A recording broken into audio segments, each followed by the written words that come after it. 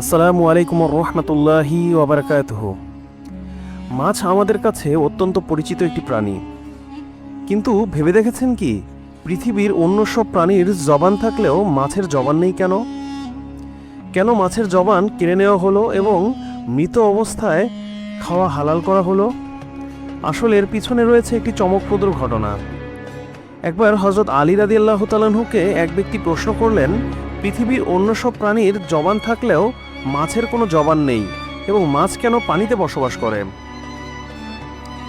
জবাবে হযরত আলী রাদিয়াল্লাহু তাআলা আনহু বলেন, মাছেরও জবান ছিল এবং তারা কথাও বলতে পারত, কিন্তু তারা নিজেদের উপর জুলুম করার কারণে মহান আল্লাহ তাদের জবান কেড়ে নিয়েছেন। পরে ওই ব্যক্তি আবার প্রশ্ন করলেন, মাছেরা নিজেদের উপর কি জুলুম করেছিল? তখন হযরত আলী রাদিয়াল্লাহু তাআলা আনহু পুরো ঘটনা বর্ণনা করেন।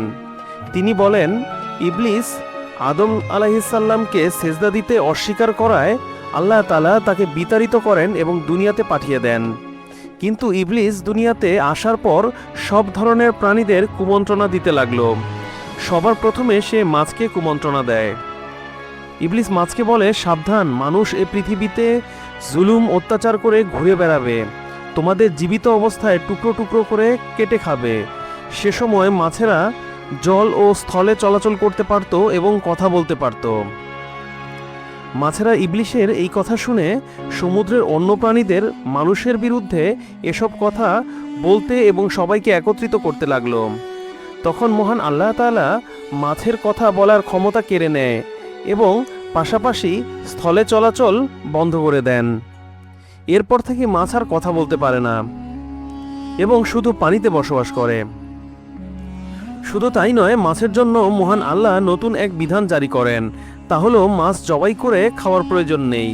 তাদের জীবিত কিংবা মৃত উভয় অবস্থায় কাটা যাবে এবং খাওয়া যাবে।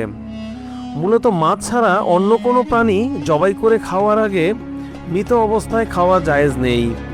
এজন্য অন্য সব হালাল প্রাণীকে আল্লাহর নাম নিয়েই জবাই করার বিধান থাকলেও মাছের ক্ষেত্রে তা প্রযোজ্য নয়।